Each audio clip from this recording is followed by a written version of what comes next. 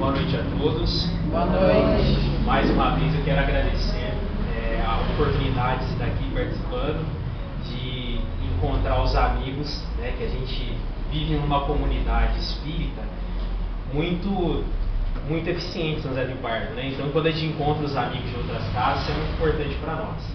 Tá? Para essa noite, a reflexão que a gente vai fazer é sobre o perdão.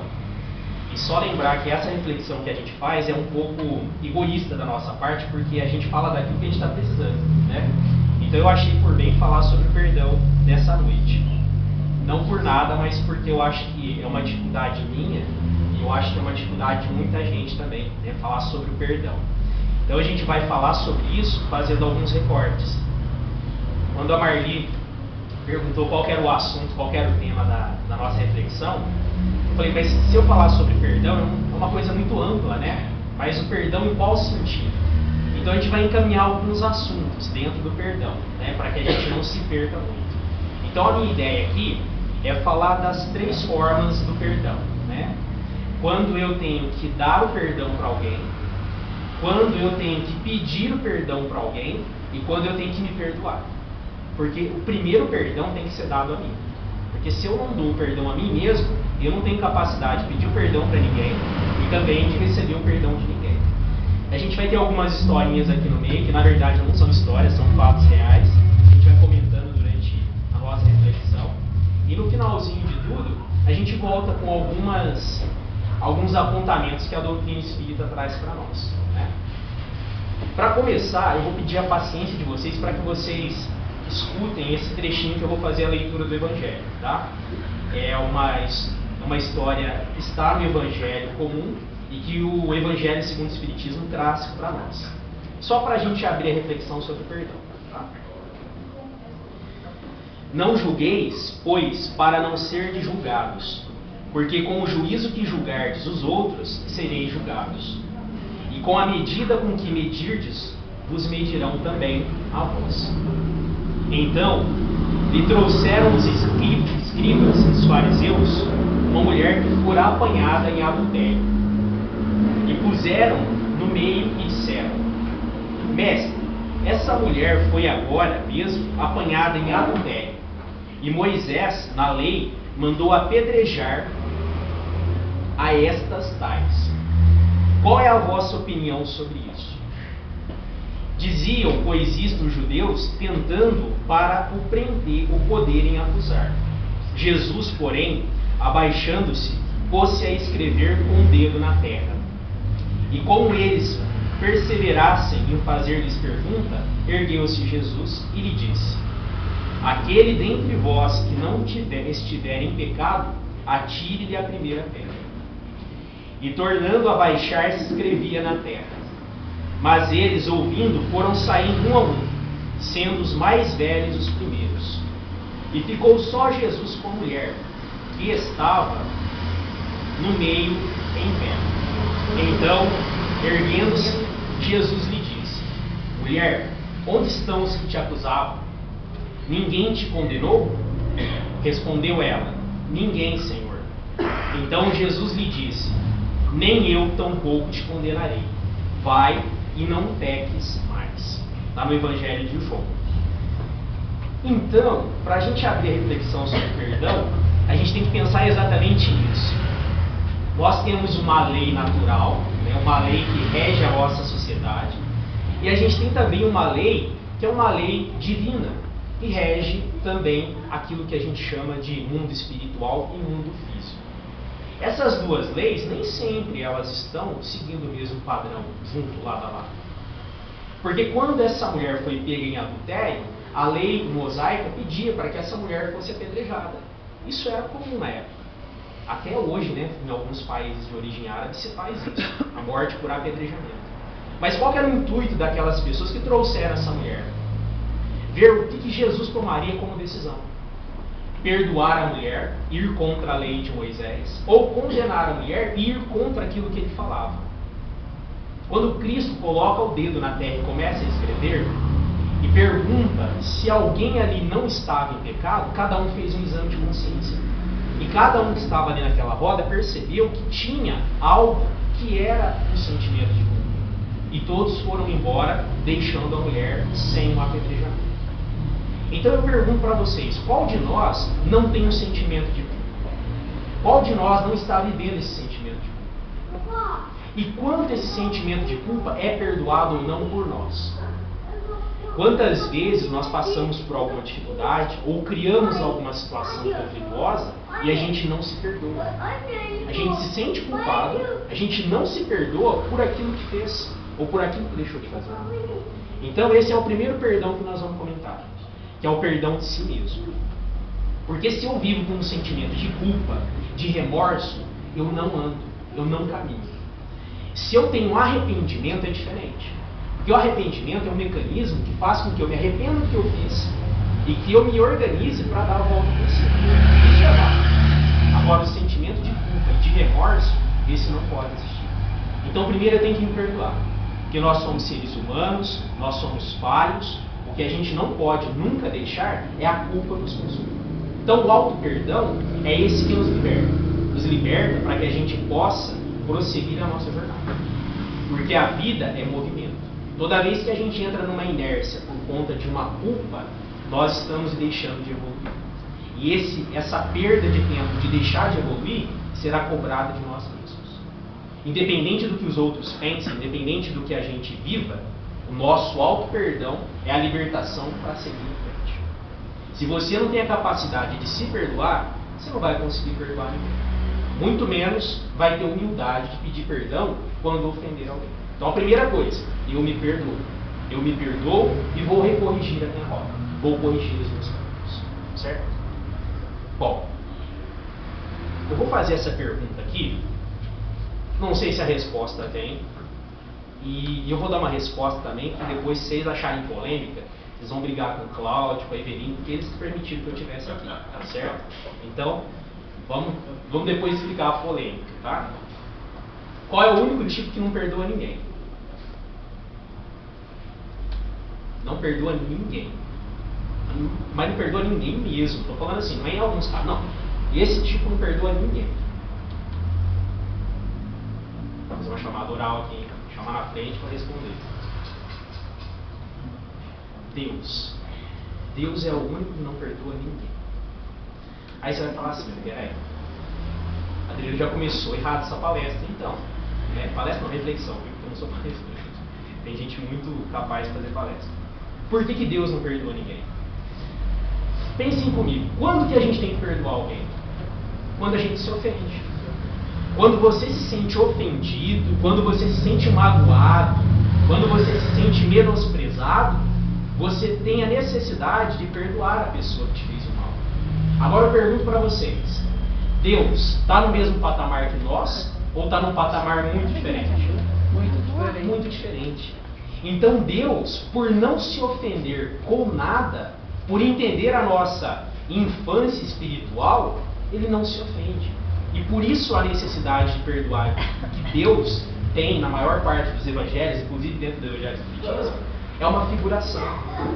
É uma figuração para que a gente peça perdão a Deus, não porque Deus tem necessidade de perdoar, mas é necessidade de nós revermos o nosso erro. Então quando a gente pede perdão a Deus, não é porque Deus vai me perdoar, mas é porque eu tenho que reconhecer, quando eu estou pedindo perdão, quais são as minhas falhas. Para mostrar a minha humildade, que eu sei que eu errei. Mas Deus não perdoa ninguém. E por que Ele não perdoa ninguém? Porque Ele nunca se ofende. Nunca. Você pode ser ateu. Você pode estar aqui dentro da casa espírita, não acreditar em Deus. Ele está cuidando da tua vida do mesmo jeito. Independente de você acredite nele ou não. Porque Deus, o Deus espírita que nos foi apresentado, é um Deus misericordioso. É um Deus que é a inteligência suprema, criador de todas as coisas. E Ele tem misericórdia e amor. Não precisa perdoar, porque Ele nunca se ofende. Ele traz para nós todas as ocasiões para que a gente recupere aquilo que nós perdemos. Para que a gente corrija nossas rotas. Mas perdoar não, porque Ele nunca vai se ofender por isso. Uma criança de 2 anos que quebra um prato em casa. Você até acha ruim pelo prato, mas você não vai criar com aquela criança um problema grave, xingando aquela criança, ofendendo por conta de um prato. Você perdoa por quê? Porque é uma criança, não sabe o que faz. Sabe naquele momento que a criança está ali, de repente ela solta um palavrão perto da visita. Aí você fica com aquela vergonha imensa, né? Mas onde que essa criança aprendeu isso, né? Ninguém aqui em casa ensinou. E você perdoa depois, porque uma criança, todo mundo dá risada. Sabe que aquela criança está num momento da infância que ela não tem consciência dos atos como um adulto. E Deus, que é nosso Pai, sabe que nós somos crianças. Crianças mal educadas? Sim, mas Ele compreende. E por isso Ele não se ofende. Então, quando perguntar e falar o único tipo que não perdoa, é Deus. Porque Ele nunca vai se ofender. Ele está de braços abertos a nos receber a todo momento. Essa história de que Deus se ofende é um equívoco. Porque só se ofende quem está no mesmo patamar que nós. Né? Se alguém pisar no meu pé aqui dentro, eu até perdoo. Lá fora, não. Né? Porque aqui dentro é centro espírita, irmãos, mas vai alguém lá fora pisar no teu pé. Né? Vai alguém lá fora fechar teu carro. Você já pensa diferente. Por quê? Porque a gente está fora de um ambiente. E nós temos essa deficiência que é ainda a capacidade de não perdoar. Tá certo? Então Deus, primeiramente, não perdoa ninguém. Mas o que é o perdão? O que seria o perdão, na verdade? Quando a gente fala assim, não, eu perdoei tal pessoa, eu pedi perdão. O que é o perdão? Muita gente fala que o perdão é o esquecimento. Só que ele é o esquecimento do mal que aquele fato nos trouxe. Porque o fato em si a gente não esquece. Por mais que você queira falar assim, Adriano, eu consegui perdoar a pessoa e esqueci o fato também. Não. O fato você vai lembrar pro resto da vida. Né? Agora, quando eu lembro do fato, eu não me sinto mal. Eu não me sinto com remorso. Eu não me sinto aflito. Por quê? Porque aquilo já foi perdoado e não me traz uma sensação ruim. Então, quando você fala que o perdão é o esquecimento, ele é o esquecimento, mas esquecimento do mal. Porque o fato em si você sempre vai lembrar. É como uma cicatriz. Quando aquela cicatriz está sangrando, ela te faz sofrer, você sente aquela dor. Depois de um tempo, quando ela cicatriza, o sinal está ali. Você não vai deixar de ver aquele sinal, mas já não dói mais. Já não dói mais porque houve um processo de cicatrização. Aquilo já foi, com o tempo, solucionado. E o perdão é a mesma coisa. Nós precisamos de tempo para dar o perdão, tempo para pedir o perdão também. Porque o perdão forçado é aquele que só sai da boca para fora, mas que não foi vivenciado no coração. O perdão será sempre profilaxia, segura, garantindo onde estiver saúde e paz, renovação e segurança. Quando você perdoa, você se livra de uma tonelada de ressentimento. Você se livra de uma tonelada de mágoas. Agora, se o outro não perdoou, o que você pode fazer? Nada. Você fez a sua parte. Se o outro não perdoa, essa parte cabe ao outro. Então nós temos que ter essa consciência também. E quando a gente pede perdão, nós estamos aliviando a nossa parte. Se o outro não corresponde, isso é uma opção dele. É uma opção que ele tem, perdoar ou não. E a gente não pode fazer nada em relação a isso. É lógico, quando a gente fala do perdão, a gente precisa também pensar que se é um inimigo nosso, se é um desafeto, a gente perdoa, mas não vai trazer para casa, para conviver junto conosco, já que ele é um desafeto. O perdão significa, aquele mal que você me fez, hoje já não me faz mal. Mas eu também não vou te trazer para minha casa, porque ainda não é o momento. Eu ainda não sou tão puro a esse ponto de trazer para casa alguém que possa me prejudicar. Então, perdoar é um processo. E esse processo exige tempo. O Rossandro, que é um palestrante espírita, ele conta um caso, ele é psicólogo também. Ele conta um caso de uma moça que ia no consultório dele, e essa moça havia sido abusada pelo próprio pai. E foi um processo muito difícil. Ela disse para o Rossandro, depois de muita terapia, que ela havia perdoado o pai. E que ela precisaria fazer uma viagem aos Estados Unidos, se eu não me engano. E que ela ia deixar as filhas com o pai. O que o Rossandro pensava disso? E o Rossandro, como psicólogo, disse exatamente isso para ela. Olha, você ter perdoado seu pai é uma coisa muito boa. Mas a confiança, deixar uma filha com alguém que já abusou de você, é um outro patamar. Então, quando nós perdoamos, significa perdoar aquele ato que nos causou mal. Mas a gente não pode ser ingênuo de fazer com que isso possa prejudicar outras pessoas. Né? Então ele disse para ela, perdoa seu pai? Muito bem. Mas deixar a sua filha com alguém que abusou da própria filha é muito arriscado. Então tenhamos também essa segurança. Todas as pessoas merecem perdão, mas nem sempre esse perdão significa convivência em conjunto. Né? Perdoar significa esquecer o mal que aquilo me causou, mas não significa trazer para perto de nós aqueles que são os afetos. Bom, quando a gente fala de perdão, a pessoa que foi ofendida, ela tem que receber o perdão, não tem? Quem foi ofendido tem que receber o perdão. Vocês acreditam que o Chico tinha um cachorrinho, o Chico Xavier tinha um cachorrinho, e esse cachorrinho, ele tinha umas deficiências físicas. E o cachorro dava muito trabalho, porque assim, o Chico tinha que comprar medicamento, tinha que cuidar do cachorro. E aí uma vizinha, vendo todo aquele sofrimento do Chico, porque o Chico chegava do serviço e já ia logo cuidar do cachorro. E o Chico sempre lá tinha que limpar o quarto, porque o cachorro enforcalhava o quarto. E a vizinha, como caridade, resolveu dar veneno pro cachorro. Não. Porque o cachorro morria e o Chico não teria trabalho mais com o cachorro. E a vizinha fez isso, pegou um pedaço de carne, colocou o veneno no meio da carne e deu pro cachorro. O cachorro morreu exatamente no dia que o Chico chegava do serviço. E o Chico, na biografia dele, né, no Lindos Casos de Chico Xavier, é contado pelo... Eu sempre esqueço o nome dele, depois eu lembro o nome dele, mas está no Lindos Casos de Chico Xavier. Ele chega em casa, vê o cachorro dá a última olhada para ele, mexe com a cauda e aí o cachorro morre. E passado um tempo, a irmã do Chico vai e conta pro Chico. Fala, Chico, sabe aquele seu cachorro que morreu? Sei, lembro dele, como é que eu vou esquecer o cachorro? Então, ele não morreu não, ele foi morto, foi envenenado.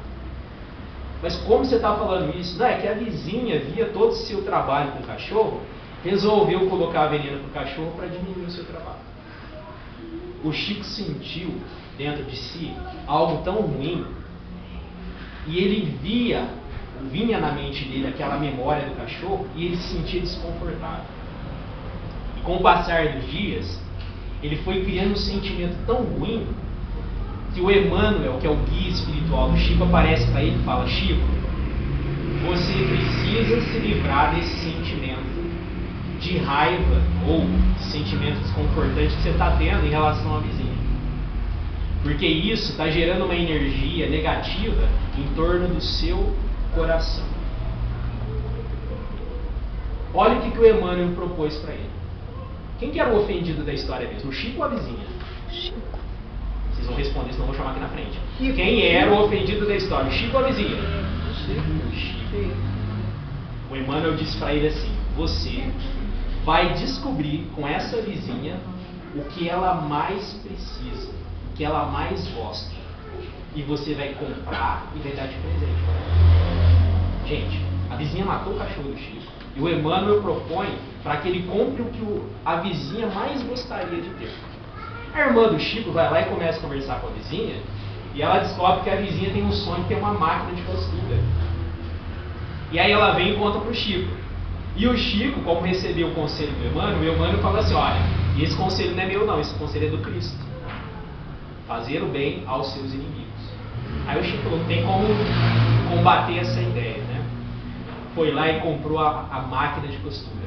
E na biografia fala que ele pagou em muitas prestações, porque a máquina era muito cara. E o salário do Chico era um ordenado muito pequeno. Então ele paga essa máquina a longas prestações, e quando ele entrega a máquina de costura para aquela vizinha que havia matado o cachorro, ele abraça a vizinha e diz que ela fica numa felicidade absurda, né? Imensa. E ele vê que do coração dela as energias positivas, uma luminosidade tão grande vem e invade o corpo do Chico, trazendo uma energia renovadora que ele até então não tinha sentido. Porque naquele momento o Chico conseguiu perdoar alguém que havia feito mal para ele. E esse perdoar, gente, é desculpar, porque o Chico não tinha raiva nem ódio de ninguém, né? Mas ele estava com aquele sentimento de desconforto. Então o perdão faz isso com a gente. Tira das nossas costas um caminhão de peso. E a gente consegue viver melhor. Dia 30 de agosto. Vocês sabem o que é comemorado dia 30 de agosto? Muitas coisas, né? Dia Nacional do Perdão. No Brasil nós temos um dia 30 de agosto, que é o Dia Nacional do Perdão. Por que nós comemoramos? Isso foi sancionado pelo Michel Temer, presidente Michel Temer, em 2017. Em 2017 ele foi lá e sancionou essa lei. Alguém sabe qual que é a origem dessa lei? Eu estou contando tanta história aqui que vocês vão dormir daqui a pouco. Não. Essa lei de 30 de agosto foi sancionada pelo presidente Michel Temer porque um casal perdeu o seu filho assassinado em 1997. Eles devem lembrar, pelo menos os da minha idade para mais, que tinha um casal de japoneses com o sobrenome Ota em São Paulo, né? E o Ives, que era o filho do casal, foi sequestrado no dia 29 de agosto por 3 seguranças que prestavam serviço para o pai do garoto. Ele foi sequestrado no dia 29. No dia 30 mataram o garoto. Porque o garoto reconheceu um dos seguranças que trabalhava com o pai. Então quando o garoto reconhece um dos seguranças, fala assim: você trabalha com meu pai. E aí resolveram matar o garoto. Sequestraram no dia 29, dia 30 mataram o garoto. 2 tiros no rosto. Se a dona Maria Cláudia pisar no meu pé, eu perdoo. Se eu pisar no pé dela, ela também me perdoa. Mas perdoar o assassino do meu filho, eu acho que é um patamar bem diferente. E quem aqui não tem uma história dessa? Perdeu alguém da família com uma tragédia dessa? Será que a gente teria coragem de perdoar um assassino do filho? Perdoar um assassino do pai? Perdoar um assassino do esposo, da esposa? É muito difícil. Quando esse menino foi sequestrado, o pai dele disse que estava em Santo Amaro, se eu não me engano, e ele sentiu às 4 horas da tarde algo ruim no coração. Ele sentiu mal e queria voltar para casa. Só que ele fala que quando ele sentiu isso, queria voltar para casa, ele só pegou semáforo fechado e trânsito. Ele foi chegar em casa por volta depois das 7 horas. Quando ele chegou, viu aquela movimentação de polícia, ele achou que tinha acontecido no vizinho. Aí a filha mais velha dele vem e fala que o filho havia sido sequestrado naquela tarde, no mesmo horário em que ele havia se sentido mal. E aí eles entram em negociação com os sequestradores, mas eles não dão provas de vida do menino. E por 11 dias essa negociação prosseguiu. Mas na verdade o menino, o Ives Ota, já estava assassinado. Ele já tinha sido assassinado no dia 30 de agosto, por conta de ter reconhecido os sequestradores. E quando a polícia vai investigar, eles descobrem a quadrilha, prendem os 3, e um policial fala que ele sente uma vontade de voltar na casa porque eles não tinham descoberto nada de importante dentro da casa. E ele pede para o chefe se ele poderia voltar. E o chefe da polícia fala: pode voltar. Quando ele vai até a casa, ele vê que tem, debaixo do berço da filha do sequestrador, tem no chão o sinal de um reboco ainda muito recente. Ele pega um cabo de enxada e começa a bater. E ele percebe que tem um sinal de que ali tem algo louco. E ele bate com mais força e ele fala que quando ele bate, aquilo se quebra e aparece o cotovelo do Ives. Porque o sequestrador tinha enterrado o corpo do menino no quarto da filha dele e tinha colocado o berço sobre ele. Então vocês pensem bem, a crueldade, que é uma criança de 8 anos, porque o Ives tinha 8 anos, né? Ele foi assassinado por 2 tiros. E isso tem no YouTube, vocês podem pesquisar.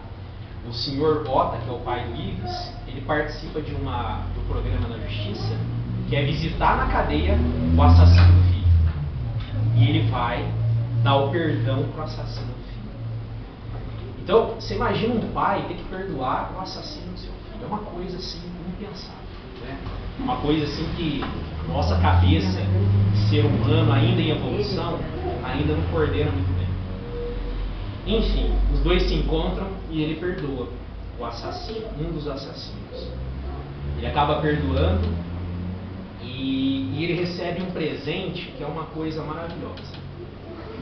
4 meses depois da morte, do assassinato do filho, a esposa fica grávida.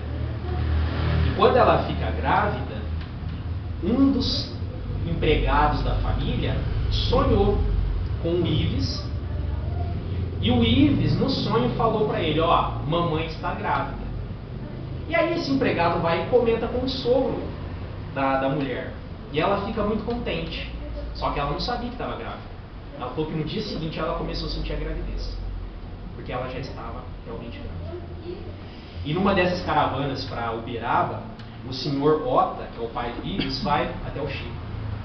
Sem fazer ficha, ele está dando entrevista lá, chega alguém e fala: ó, o Chico está mandando chamar você. Ele fala: mas eu ainda nem fiz a ficha. Ele vai conversar com o Chico.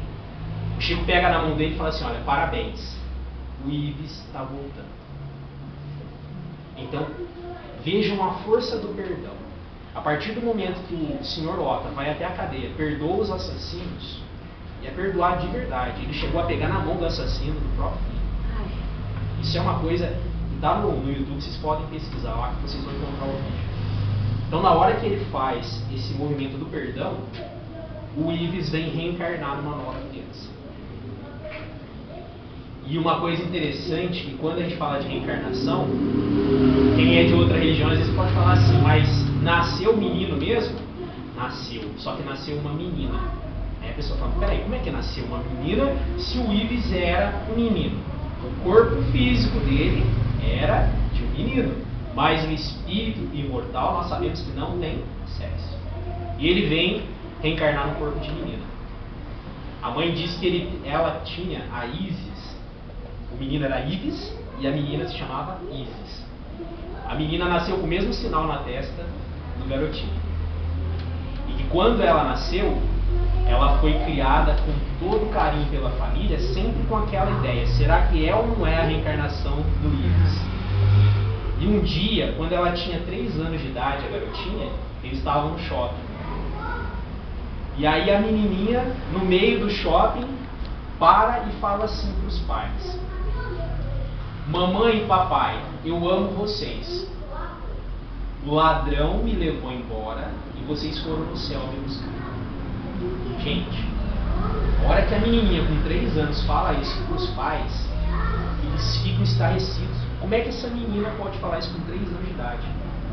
E aí o senhor Ota vai tentar perguntar alguma coisa, a menininha desconversa. Por quê? Foi um insight. Foi um momento em que ela lembrou da reencarnação passada, dizendo: olha, os ladrões me levaram e vocês foram me buscar no céu. Isso é um depoimento dos próprios pais, também está no YouTube. É só procurar lá, Ives Ota, no programa Olga Mongiovanni. Vocês vão encontrar esse depoimento.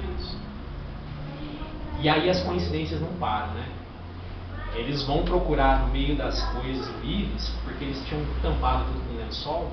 Eles encontram uma cartinha do Ives daquele mesmo ano. E essa cartinha falava exatamente isso, que era uma despedida já para a família.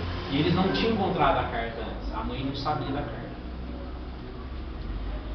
Mamãe querida, eu te adoro e te amo, porque você me criou todos esses dias e esse ano.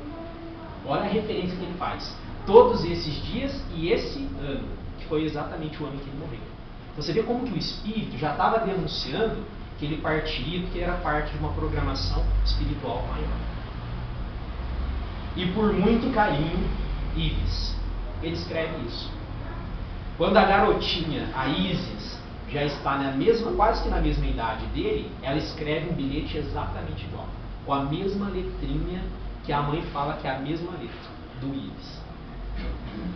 Depois de 3 anos da morte do garoto, mexendo nas caixas, a filha mais velha encontra a carteirinha do plano de saúde, que era a carteirinha do garoto que tinha falecido. Essa carteirinha foi feita em 95. O Ives morreu em 97. Na carteirinha de 95, achada 3 anos depois da morte, estava escrito: Isis Rota. A carteirinha do menino, o plano de saúde errou o nome. Em vez de colocar Ives, que era o nome dele, colocaram Isis, que era o nome da futura irmã. Aí tudo vai se encadeando para que essa família de origem oriental tenha isso em mente. É a reencarnação. Mas é a reencarnação a partir de qual motivo? A partir do perdão.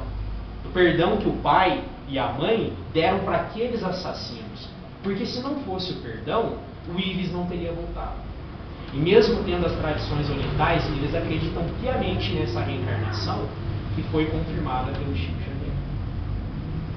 Depois de muita luta, de muito trabalho, vocês podem ver, quando tem tragédia, caso Nardoni, por exemplo, tá lá o senhor Ota com a faixa, a camiseta branca, com a fotografia do filho, sempre apoiando as famílias. Porque ele aprendeu que o perdão, a força do perdão, pode transformar a vida. E transforma a vida para melhor. E quando a gente fala dessa transformação, ela é real. Ela não é fictícia. É uma transformação que a gente percebe facilmente. E aí o que acontece? Simplesmente eles vão batalhar para criar uma lei. E aí eles conseguem depois, com a autoria da mãe do Ives, a aprovação dessa lei. E aí então em 2017, o Michel Temer sancionou essa lei. Então o Dia Nacional do Perdão, 30 de agosto, que é para lembrar o dia 30 de agosto, quando o Ives foi assassinado lá em 1997. Então vejam que a força do perdão, ela é muito maior do que a gente possa imaginar. É isso? Nossa, maravilha, né?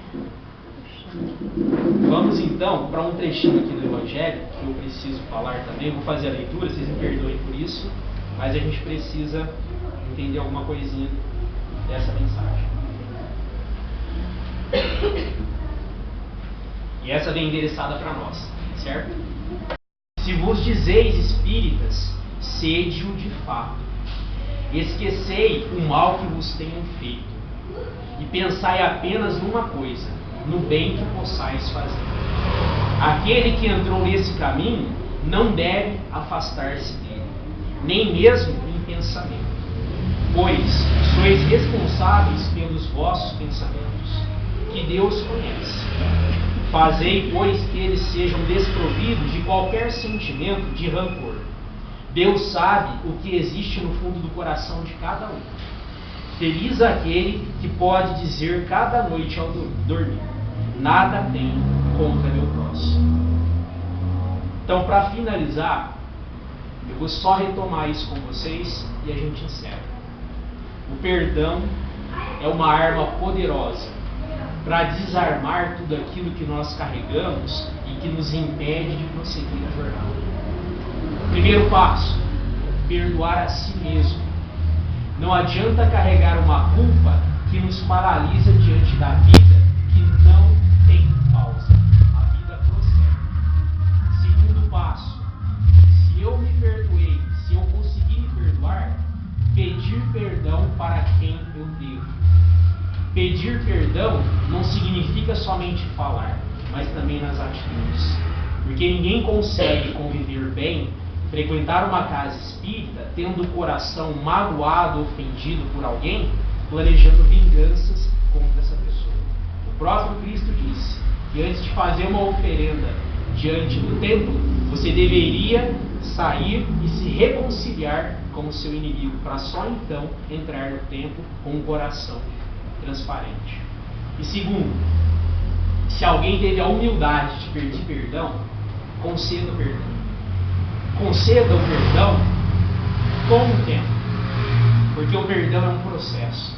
No primeiro momento, você pode até relutar, mas diga para a pessoa: eu te perdoo, mesmo que você não tenha concretizado esse perdão, porque o tempo vai fazer a ferida cicatrizar.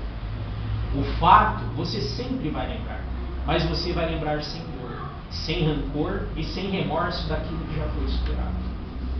Então, para a noite de hoje, o perdão é esse: perdão para mim, o perdão para o outro, e quando necessário, pedir também perdão em relação àquilo que eu fiz de errado. O Cristo conseguiu salvar uma mulher simplesmente respeitando duas coisas: a lei de Deus não julgando aquela mulher pelo erro que ela cometeu, a mulher adúltera, e também não transgredindo a lei mosaica. Porque se ele tivesse feito alguma coisa contra a lei mosaica, ali ele já teria sido crucificado naquele momento. Então, saibamos colocar o perdão nessa balança. Eu preciso perdoar a mim mesmo, ao outro, e pedir o perdão quando necessário. Vocês me perdoem, já que eu teve perdão, né, pelas histórias que a gente aqui se alongou, mas eu espero que a gente possa conviver de uma maneira mais harmônica, menos pesada. Porque o perdão é isso, é tirar de nós aquilo que nos faz sentir pesados. Porque a vida segue, e quando a gente está nessa vida, a gente precisa de leveza para levar, certo? Que Jesus nos abençoe. Legal, maravilhoso.